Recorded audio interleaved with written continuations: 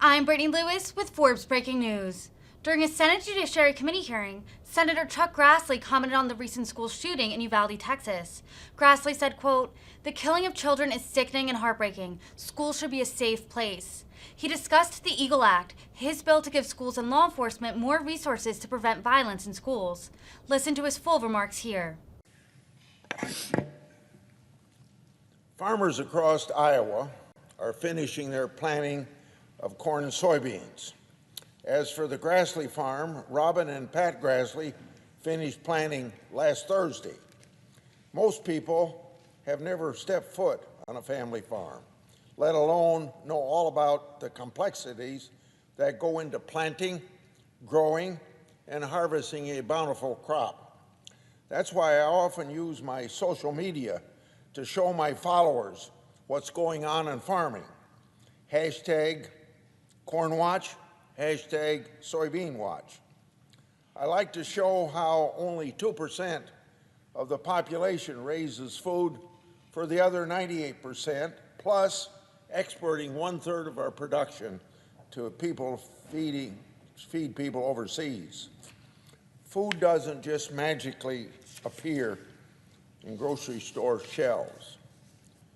When so few people know what it takes to produce food, we often run into obstacles at policy-making tables here in Congress and around Washington, D.C.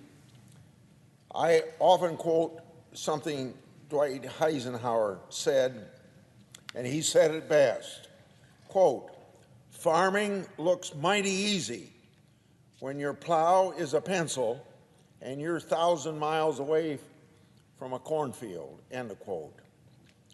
There's never been a more important time than right now for farmers to have a successful year. We're facing a world threatened by food shortages and food insecurity, the likes of which we haven't seen since the Arab Spring a decade ago, in a large part today because of Putin's unprovoked invasion of Ukraine. The productivity of the American farmers and ranchers this crop season will have a big impact on security and prosperity of countries around the world, as well as to make sure we don't get into devastating shortage of food. With so much at stake, Washington, D.C. must provide farmers across the country a consistent policy when it comes to regulation of inputs and crop production products. One state out of 50 can't go another direction without bringing harm to food production. When it comes to regulation of these products, public policy must be based on the best science available to make informed decisions. Science-based decision shouldn't surprise anybody in this town, because science was the golden rule in every coronavirus decision that was made both in the Trump administration and still being made in the Biden administration. The best science is why Congress enacted in 1972 the legislation that goes by the title of the Federal Insecticide, Fungicide, and Rodenticide Act, or FIFRA for short. So since 1972, FIFRA has expressly preempted state law and vested the EPA with final authority over pesticide labeling and the usage of that pesticide. Specifically, FIFRA gave the EPA authority over pesticide labeling and the usage of that pesticide. Under FIFRA, it's the EPA's responsibility to undertake very extensive scientific review of regulated products and then determine what disclosures, if any, must be on the product labels. FIFRA provides that EPA conducts studies to determine product safety. Congress intended that there be a federal regulatory regime that would impose warnings, impose disclosures, and impose restrictions on the use of products under FIFRA.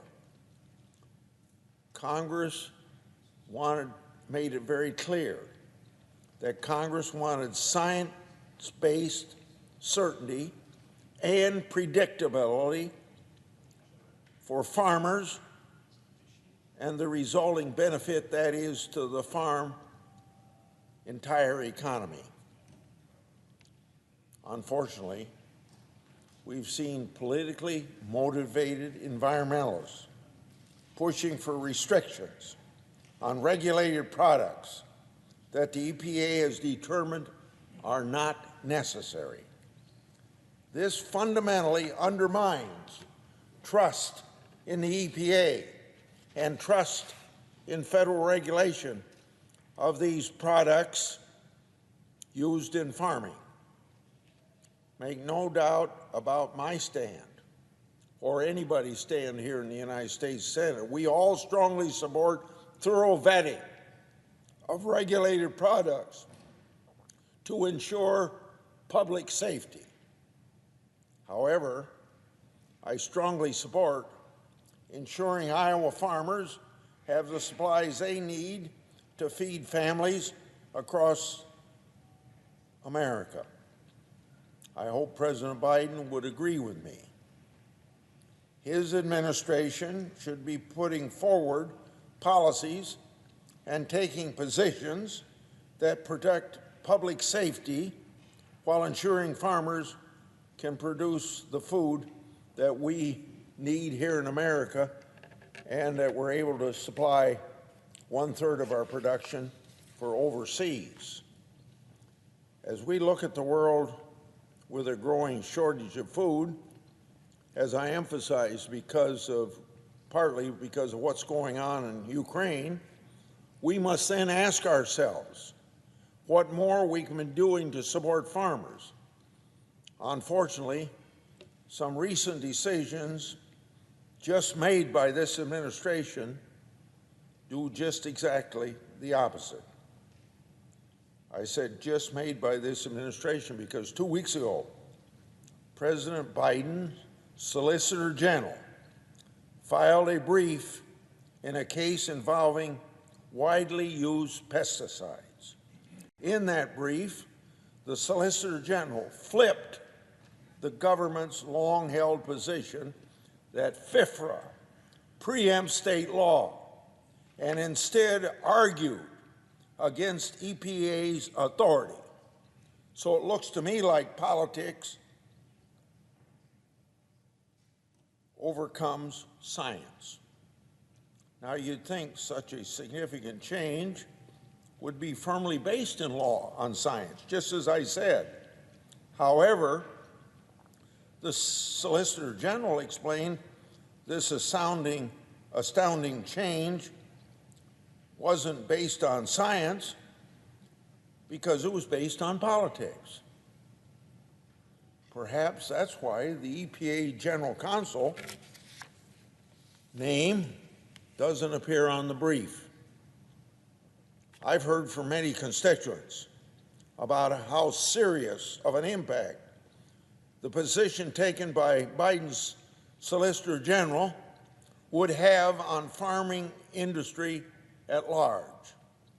If the court, meaning the Supreme Court, effectively adopts the Solicitor General's position and that of the lower court decision, it will fundamentally disrupt the federal regulation of use and of warnings under FIFRA related to substances such as these that farmers rely on every day in production agriculture.